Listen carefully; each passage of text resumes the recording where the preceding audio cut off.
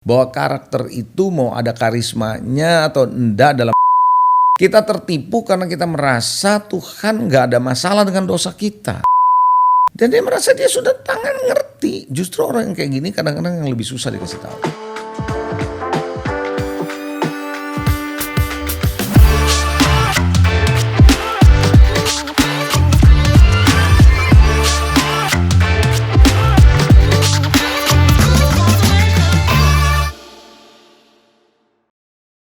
Halo semuanya, apa kabar? Kembali lagi di program kita Today's Message Podcast bersama dengan saya Jose Claudio. Dan dalam podcast kali ini kita masih melanjutkan seri tentang karisma versus karakter. Dan langsung aja bersama penulis dari buku Karisma versus Karakter, Pastor Leonardo Syamsuri. Haleluya. Wow, halo Pastor. Mantap, apa kabar? Baik. Oke Pastor, kita masih ngelanjutin nih ya. Dari yang minggu lalu kita bahas tentang karisma versus karakter. Ya. Jadi kalau yang belum nonton bisa langsung aja lihat di channel kita di episode yang lalu tentang karisma versus karakter di yang pertama. Oke.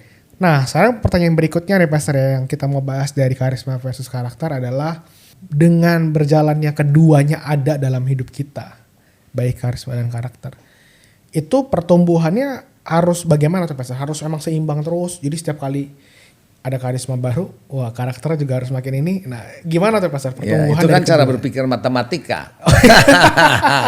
Itu cara berpikir matematika itu, ya kan? Nah, gimana menurut Pastor? Jadi gitu? Orang yang sifatnya logik berpikirnya kayak gitu, ini mesti begini itu supaya seimbang gitu. Padahal dalam kehidupan kan nggak begitu. Oh, nggak gitu ya Pastor? Kehidupan tuh nggak begitu. Jadi gini loh, manusia itu kan ngalamin dinamika kan. Dan fase-fase kehidupan beda-beda toh. Ketika dia remaja, ketika dia kuliah, ketika dia menjadi dewasa, menikah, punya anak dan seterusnya. Itu kan fase kehidupan yang berbeda-beda. Dan tekanan hidup yang berbeda-beda di setiap fase yang ada gitu ya. Proses kehidupan juga beda.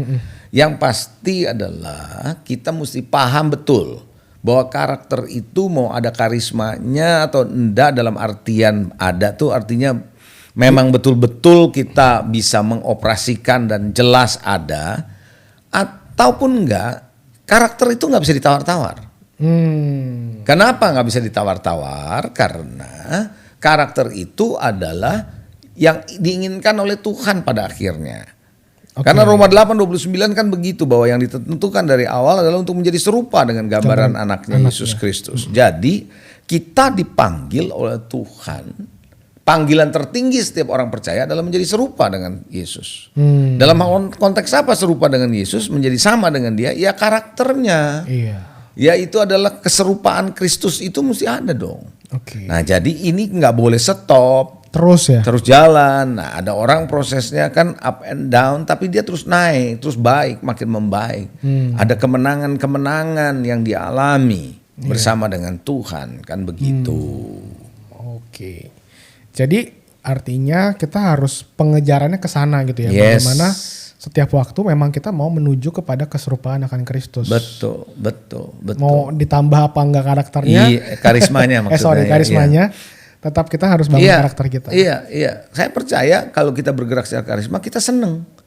Percaya deh kalau kamu dipakai dalam karisma pasti kamu seneng. Kenapa? Orang bisa terima kasih sama kamu karena pelayanan. Nanti ujung-ujungnya self-centered. Iya, itu dia. Kalau kita nggak jaga-jaga kita punya karakter. Kita mesti ngerti bahwa kita melayani bukan karena karisma, karena kita hebat, tapi karena Tuhan mau pakai kita lewat karisma ini untuk memberkati orang lain. Supaya orang lain ini bisa kenal Tuhan menjadi lebih baik. Dia tahu bahwa Tuhan itu baik dalam hidup mereka. Kan gitu. Oke. Iya. Jadi memang ini salah satu pola berpikir di mana kalau orang yang mengejar karisma doang untuk dirinya sendiri, ya pasti akan menggunakannya dengan hal yang salah gitu. Betul. Dan nggak pusing kayak hidup gue bener apa enggak gitu. Yang penting apa yang gue punya ini dilihat orang dan bisa ada timbal baliknya ke dalam diri kita sendiri. Itu yang di episode lalu saya berkata skandal demi skandal akan terjadi. Iya. Nggak heran itu. Tapi kalau misalnya gitu ya Pastor ya, sebenarnya di hati mereka tuh ada pergolakan gak sih? Sebenarnya ada. Sekarang saya tanya sama kamu. Ya, simple nih pertanyaan saya. Jadi saya yang nanya kamu. Coba saya mau tanya. waktu Tuhan bilang sama Petrus, kamu akan menyangkal aku 3 kali sebelum ayam berkokok tuh. Iya. Nah sekarang pertanyaannya, waktu yang pertama kali dia menyangkal, kira-kira hati nuraninya berbicara enggak? Ingetin yang dulu dia Yesus ngomong ya? Pasti sih, Pasti. harusnya.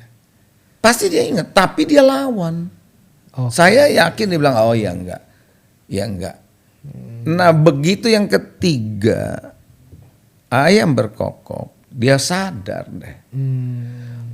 Enggak sedikit orang percaya juga seperti begitu sebenarnya. Iya. Dia waktu melakukan sebuah kesalahan dia tahu nggak? Tahu.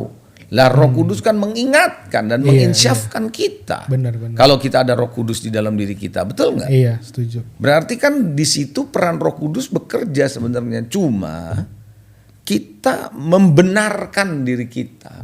Pembenaran. Ini ambil contoh, nggak usah jauh-jauh lah kita ngomong soal Roh Kudus. Seorang sahabat dari seorang pendeta yang dipakai Tuhan luar biasa. Dalam pengajaran, dalam pelayanan. Nah, sekali waktu ada sahabat dia juga pendeta. Menasehati dia. Ya dalam tanda kutip lah ya, saya nggak usah sebut dosanya atau apa perbuatannya. Iya. Dia bilang kamu dipakai Tuhan jangan seperti begini. Gitu. Nanti suatu hari kamu kalau udah ketahuan kamu bisa repot ini. Bukan cuman kamu, ini gereja semua pelayanan bisa babak belur gitu loh. Bisa hancur, orang Kristen bisa kecewa nih lihat kamu begini gitu loh. Tahu jawaban pendeta itu apa? Sama temennya. Rese loh katanya. Waduh. Kamu tuh rese katanya. Tuhan aja nggak urusin gue. Wow. Buktinya gue sekarang pelayanan masih oke. Itu yang saya bilang di episode lalu. Wow. Kita tertipu karena kita merasa Tuhan nggak ada masalah dengan dosa kita. Wow. Kan kenyataannya emang dia yang nggak mau. Iya benar. Jadi kan begitu ya. Iya. Jadi saya keinget dengan perkataan Pastor Leo di dalam khotbah beberapa kali. Belum apa-apa sama nggak ada apa-apa beda ya. Betul. Nah itu kan kejadiannya di Kisah Rasul ketika Paulus mau pergi naik perahu kapal kan. Iya. Kan Paulus bilang hati-hati, ini bahaya nih kan gitu. Tapi kan perwira di kapal lebih percaya pada nakoda sama jurumudi. Iya benar. Dan mereka mengira nggak kenapa-napa karena ada angin sepoi-sepoi. Karena kelihatannya tenang gitu. Itu kan nggak apa-apa sama belum apa-apa tidak sama. Mereka mikir nggak apa-apa. Nah begitu angin besar dari timur menghantam perahu, nah baru ada apa-apa itu. Iya. Kan gitu. Saya jadi ingat beberapa hari juga suka gitu ya Pastor. Kayaknya hari siang tuh kayaknya panas terik gitu ya. Tahu-tahu sore bisa kayak badai gitu. Betul. Jadi kita pikir kayaknya kondisi cuaca baik, ternyata kita nggak tahu apa yang terjadi setelah itu. Yes. Gitu ya. We never know apa yang bakal terjadi. Iya benar. Nah menurut Pastor nih sekarang, apa sih yang bisa terjadi kepada kita sebagai hamba Tuhan? Ya, ini kita lebih spesifik ya, sebagai hamba Tuhan, baik di dalam pelayanan, mau yang sepenuh waktu ataupun mungkin juga sembari di sekuler gitu ya. Kalau karakternya tidak mendukung karisma, memang sih tadi sudah sempat dibahas juga, ada yang jatuh di dosa seksual dan sebagainya. Tapi secara pribadi gitu ya, secara pribadinya, itu menurut Pastor tuh apa yang terjadi? Apalagi kalau misalnya karismanya begitu sangat dikagumi orang. Yang pasti adalah setan akan ambil alih atau bukan ambil alih, ambil keuntungan di tengah gap. Ini selalu ada gap. Ketika orang terus mengembangkan karismanya, sedangkan karakternya dia tidak bangun, gapnya itu makin besar. Kalau karisma terus dia pakai makin tajam, ini karakternya dia nggak kembangkan, ini gapnya makin besar. Selalu memang ada kemungkinan ada gap, bisa jadi karena ini kan datangnya dari Tuhan. Iya benar. Tapi kita terus harus berupaya untuk terus meningkat. Tapi kalau enggak nih di sini terus nih, ini makin gede, setan masuk di gap ini. Nah, ketika dia semakin tinggi karismanya, semakin dahsyat dipakai Tuhan, pasti pengikutnya makin banyak. Ya dong. Pasti orang Kristen maupun yang baru tertarik sama Kristen menjadi percaya, ikutin dia terus. Followernya banyak, subscriber juga banyak. Ya kan, nah kalau sekarang bahasanya kan, dia pasti akan ikutin di mana dia ada pelayanannya, betul. Betul. Tapi begitu dia jatuh karena karakter, yang namanya kecewa orang Kristen tuh banyak, sakit hati. Apalagi kalau udah banyak orang percaya sama dia, orang Kristen percaya sama dia, nabur kasih duit sama dia. Banyak gitu. Ternyata hidupnya nggak bener, bukannya kecewa. Iya. Kecewa, sakit hati, pahit. Lama-lama nggak percaya sama pendeta lagi, nggak percaya sama gereja, nggak percaya sama Tuhan. Wow. Apatis, akhirnya dari satu titik yang tadinya ikut Tuhan, lama-lama menolak dan ekstrim anti. Nah ini kan bahaya sebenarnya. Ini bahaya. Jadi gara-gara istilahnya karena kita tidak membangun karakter kita, kita bisa membuat orang justru akhirnya jauh dari Tuhan. Betul. Ya. Gitu ya. Ya. Jadi itu namanya kita bukan cuma jadi batu sandungan, tapi jadi batu nisan. Ya kan? Kita bukan jadi batu sandungan itu. Kalau sandungan masih mending dia cuma jatuh bangun lagi. Batu nisan mati tuh orang. Iya. Kan gitu. Wow. Jadi sangat besar banget dampaknya. Iya. Ternyata ya. Iya, itu sebabnya jangan main-main. Jadi makanya orang yang dipakai karisma, dari episode kemarin kan saya bilang, perlu sekali harus ada orang yang bisa mementor dan mengarahkan dia. Sekalipun misalnya dia udah jadi hamba Tuhan yang cukup senior, Mister. Oh iya. Oh iya, perlu ada sahabat paling tidak yang bisa menegur dan menasihati dia. Ambil contoh nih, kalau kita ngomong pendeta ya, hamba Tuhan yang senior ya. Saya cerita, saya percaya ini semua orang kalau yang melayani yang sudah cukup lama kira-kira tahu nama hamba Tuhan ini. Saya tanpa sebut namanya. Dia dikenal sebagai seorang nabi Tuhan yang sangat akurat. Wow. Di dunia sangat akurat. Dia pernah bilang kepada seorang hamba Tuhan di California, di Los Angeles. Dia bilang, saya ini nabi Tuhan diutus untuk datang ke kamu. Pendeta itu yang didatengin adalah pendeta yang gak percaya. Kelompok yang gak percaya ada karunia-karunia dan gak percaya lagi ada nabi. Jadi dia bilang, aha, kamu bilang kamu nabi Tuhan. Buktikan kalau kamu nabi Tuhan. Kamu mau bukti? Saya datang ke Los Angeles. Kamu jemput saya Los Angeles gempa. Terjadi gempa. Beneran terjadi. Oke. Lalu dia pernah datang ke seorang sama temennya lagi di rumahnya, dia rumah temennya ada telepon, angkat telepon, tutup, kan dia nggak dengar pembicaraannya, tapi dia bisa bilang begini, itu yang telepon kamu itu temenmu itu orang Korea bukan? Wow. Iya, kamu tahu dari mana? Iya, pokoknya saya tanya, benar, dia belum punya anak toh? Iya, kasih tahu tahun depan Tuhan bilang dia punya anak. Wow. Dan itu terjadi. Wow. Dan banyak lagi yang lain. Ya. Kenapa? Karena kebetulan saya ngikutin cerita-cerita dia dan tahu sedikit. Ternyata apa? Usia udah 70 loh. Sekarang ini apalagi kali mungkin 80 kali sudah. Ternyata minum, mabuk. Wow. Ya. Nah ternyata homoseks. Wow. Tapi akurat dipakai Tuhan ya. Yes. Jadi gimana itu? Ya kan itu sesuatu yang makanya kenapa jangan heran. Tantangan ke depan adalah yang Tuhan bilang pada hari-hari terakhir. Orang akan berseru-seru Tuhan. Gak semua orang yang berseru-seru Tuhan akan masuk dalam kerajaan Allah. Dan berkata, bukankah aku sudah bernubuat demi namamu? Iya. Mengusir setan demi namamu. Melakukan mujizat demi namamu. Itu apa? Iya. Itu kan karunia. Benar. Tapi nyala engkau, kata Tuhan, aku tidak kenal kamu, kan begitu. Iya benar. Wow. Berarti Pastor, di dalam hal ini juga kalau misalnya ada orang-orang yang merasa sebagai hamba Tuhan yang sudah senior gitu ya dalam pelayanan, berarti emang tetap perlu yang namanya kerendahan hati ya, karena seringkali kan kondisinya tadi kan Pastor bilang butuh sahabat, butuh orang yang bisa koreksi, butuh ya paling nggak istri kan juga bisa bantu. Betul, istri juga bisa bantu iya, kita. Kan? Betul. Tapi kan kadang-kadang gitu Pastor, karena kita udah merasa dipakai Tuhan dengan dahsyat, jadi kayaknya orang kasih tahu kita udah kebal gitu kayak, lo tahu apa sih gitu kan? Ya kalau yang kayak itu gitu kali kan, ya Pastor ya. Kalau gitu kan bukan cuma soal karisma sebenarnya, itu masalah pribadi dia. Contoh nih ya, orang yang kalau udah sekolahnya tinggi, sekolah Alkitab, teologi, doktornya ada banyak barangkali, doktor ini, doktor itu gitu ya. Ya barangkali gitu ya kan.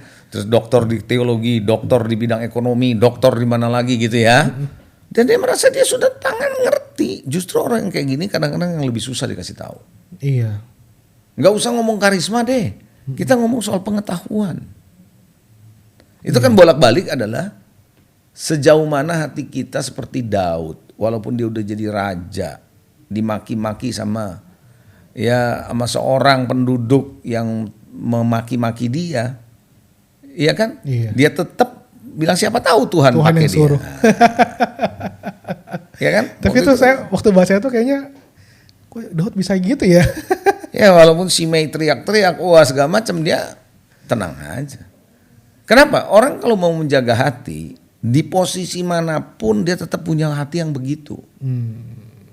Tapi kalau orang yang nggak punya hati dia jaga, posisi berubah, hati berubah loh. Iya. Gitu ya.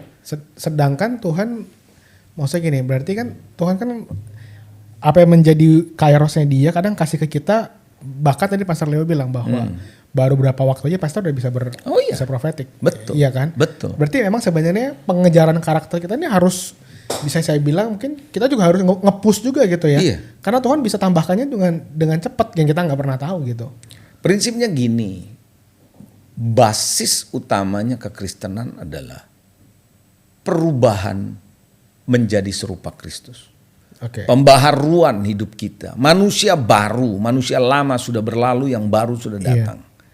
Nah, manusia baru ini yang terus harus berkembang dalam segala situasi, dalam segala keadaan, dalam setiap fase kehidupan kita, gitu ya. Di dalam segala kehidupan, jenis kehidupan, baik di gereja maupun di rumah, mau di mana saja, itu menjadi fokus kita, penting. Makanya kenapa Tuhan bilang besi menajamkan besi. Betul. Orang menajamkan sesamanya. Betul. Jadi tujuannya pada akhirnya apa sih? Menjadikan kita benar.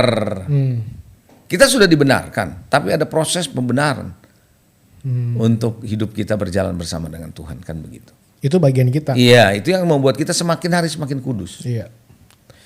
Nah, Master, bagaimana kalau misalnya ada yang berkata bahwa lingkungan saya nggak mendukung pertumbuhan karakter saya? Kalau ada orang yang bilang begitu, lingkungan saya tidak mendukung pertumbuhan karakter, pertanyaan saya, apakah betul begitu? Bisa jadi memang orang ini sendiri yang malas mengembangkan dirinya atau karakternya gitu ya, sampai di akhirnya menyalahkan orang lain, kan bisa begitu. Tapi saya asumsikan pertanyaan ini adalah orang ini merasa stres ada di satu lingkungan yang membuat dia karakternya nggak bisa bertumbuh. Coba lihat apa yang terjadi dengan Lot. Lot itu susah loh hidup di tengah-tengah kondisi di Sodom dan Gomora. Dan Tuhan escape dia, melepaskan dia, membuat dia suruh keluar dari situ. Jadi menurut saya kalau memang betul ada lingkungan yang seperti itu, jangan ada di lingkungan itu lagi. Keluar dari lingkungan itu. Karena Paulus sendiri bilang jangan sesat, pergaulan yang jahat merusakkan kebiasaan yang baik. Bagaimana kalau lingkungan itu keluarga, Pastor? Nah kalau itunya keluarga, di lingkungannya adalah keluarga, otomatis dia kan nggak bisa kemana-mana. Iya benar. Kalau dia nggak bisa kemana-mana, berarti dia di situ adalah salib perjuangan buat dia bersama dengan Tuhan. Hanya minta kekuatan dari Tuhan. Iya. Dan bukan mustahil Tuhan taruh dia di sana untuk memenangkan keluarganya kalau udah kayak gitu. Karena nggak ada kesempatan lagi untuk keluar dari situ. Iya. Apalagi kalau tuh istri atau suami kan? Iya. Berarti dia harus menjadi contoh. Iya. Harus jadi contoh. Paulus sendiri juga bilang kok ada istri yang percaya suami enggak. Atau sebaliknya, kan begitu. Jangan bercerai kata Tuhan, kata dia.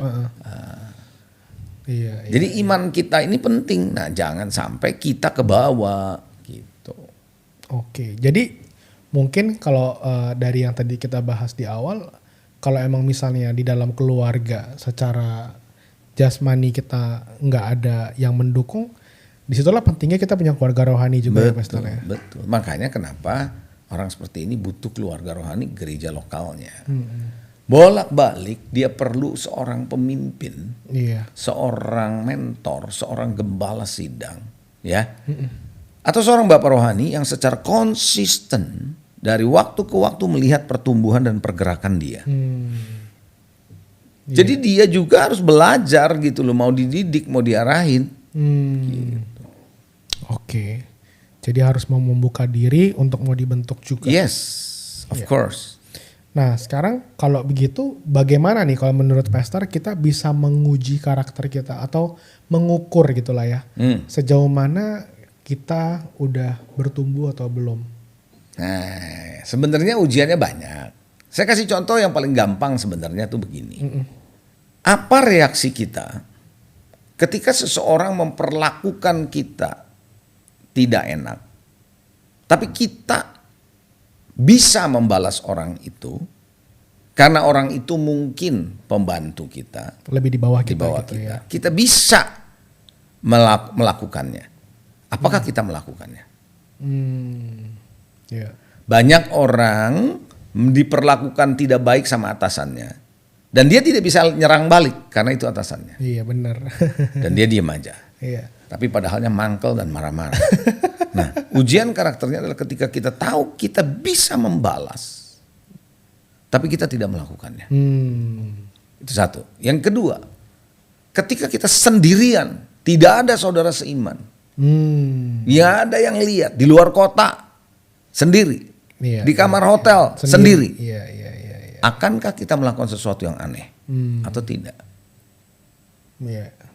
Ya kan gitu. Benar. Jadi ujian karakter itu sebenarnya kita tahu kalau kita masih nggak melakukan hal ini. Contoh. Kita minum nih ya, dulunya suka mabuk, suka minum. Katanya bertobat misalnya. Ya kan? Terus dalam pelayanan. Kalau orang ini nggak lagi di gereja, katakan si A ya, nggak lagi di gereja tapi bersama dengan teman-teman, apakah dia masih tetap minum mabuk-mabukan nggak? Sampai mabuk. Iya, benar. Kalau masih, ya berarti karakternya kan masih belum berubah tuh. Iya. Jadi kadang-kadang itu ketutup karena ada orang ya. Ya ketutup apalagi karena dia punya karisma, dia punya pelayanan. Benar. Iya kan begitu. Ya saya dulu perokok. Nah setelah saya bertobat. Nah sekarang kan waktu saya sendirian nih. Apakah kita masih merokok apa enggak? Nggak ada yang lihat loh. Iya. Misalnya lagi di luar kota nggak ada yang lihat. Iya. So saya masih nggak. Kalau saya masih melakukan yang sama walaupun orang nggak lihat, Tuhan lihat Iya kan begitu. Iya. Sama, judi juga sama. Kita kelihatan semua enggak. Tapi kalau dari rumah judinya online. Gimana?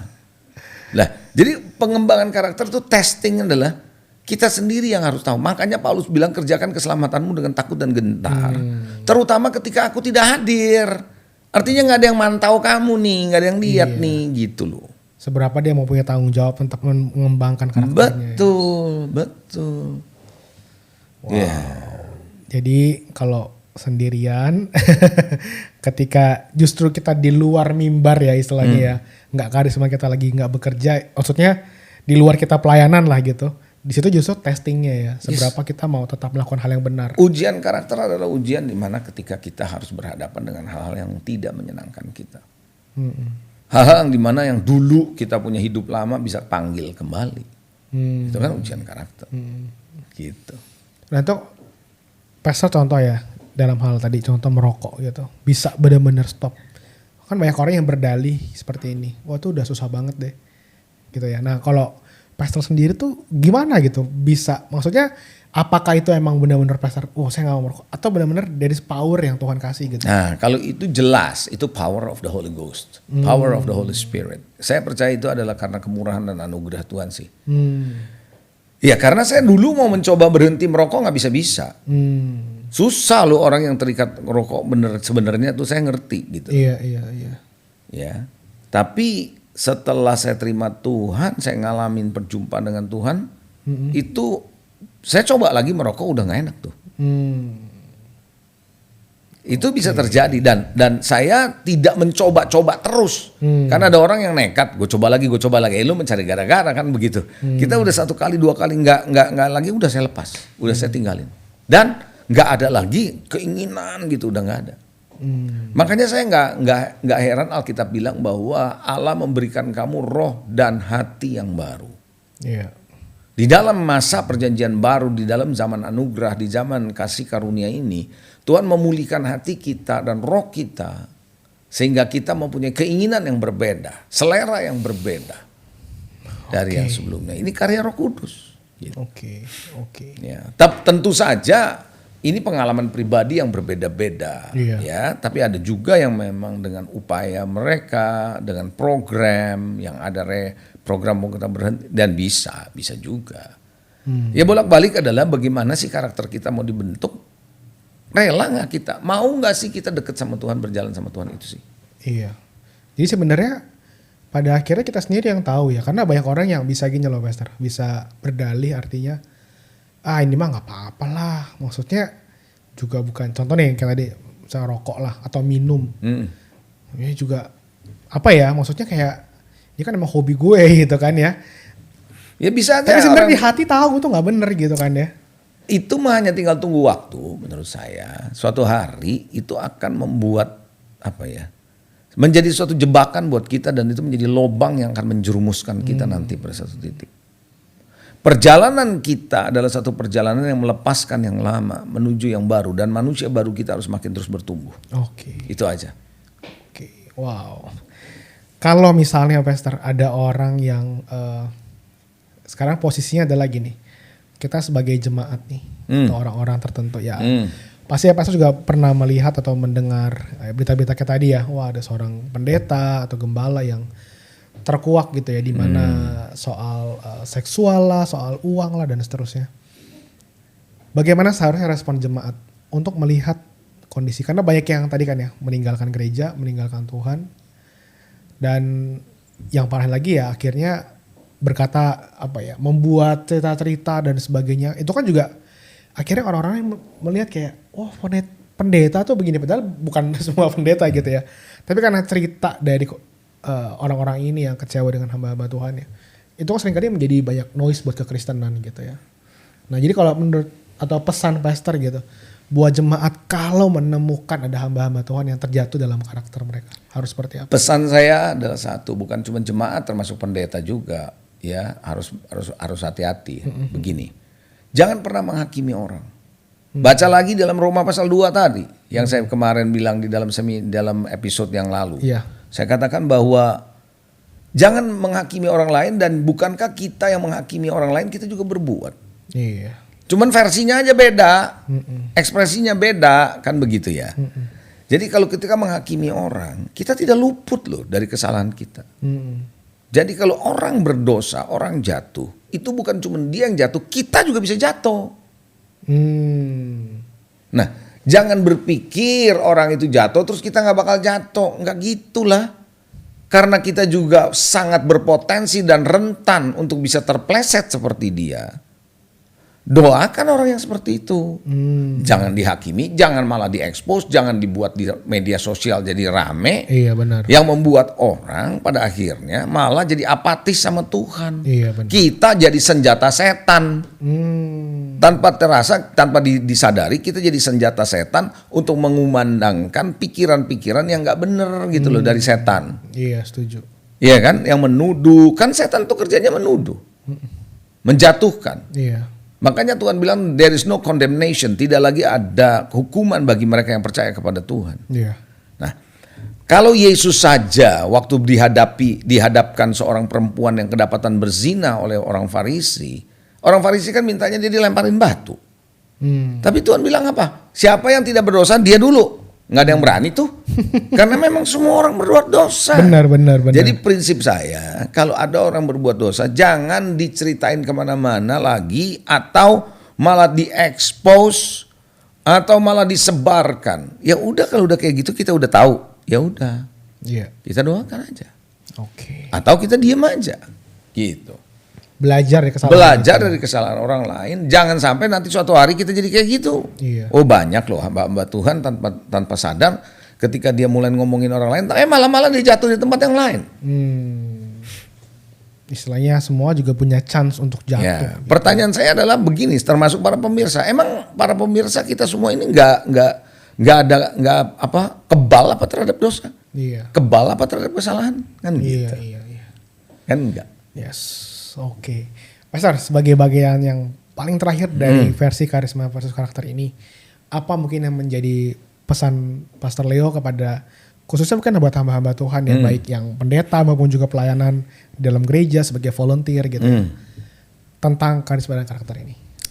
Prinsipnya begini, bersyukurlah dengan karisma, milikilah kerinduan untuk dipakai oleh Tuhan melalui karisma-karisma yang ada.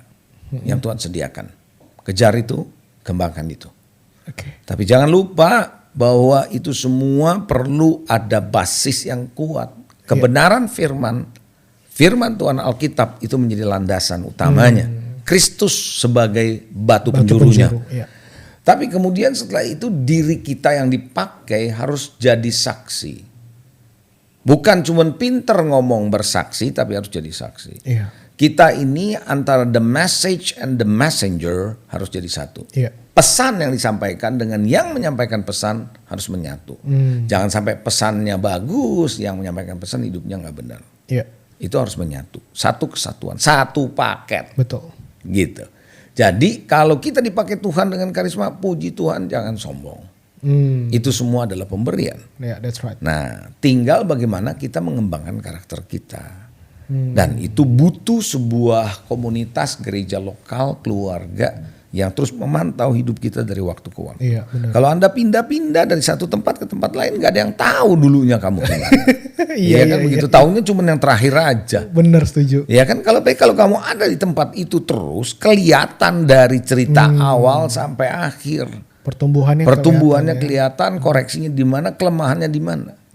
Ketahuan. Tapi kalau orang yang pindah-pindah, orang kan taunya yang terakhir aja tuh yang dia lihat tuh waktu dia pindah terakhir. Iya, benar. Yang sebelumnya tahu nggak ketahuan. Nah, itu ternyata nanti bisa jadi titik yang menghancurkan dia di tempat pelayanan itu. Begitu. Iya. Wow. Thank you banget nih Pastor Leo buat sharingnya. Jadi pastikan kita sebagai hamba Tuhan jangan bikin orang syok ya. Yes. Oke, dan jangan lupa untuk bisa klik subscribe dan tombol lonceng di Today's Message Podcast karena akan banyak sekali episode-episode yang menarik dan akan memberkati kehidupan Anda. So, sampai jumpa di minggu depan. Tuhan Yesus memberkati.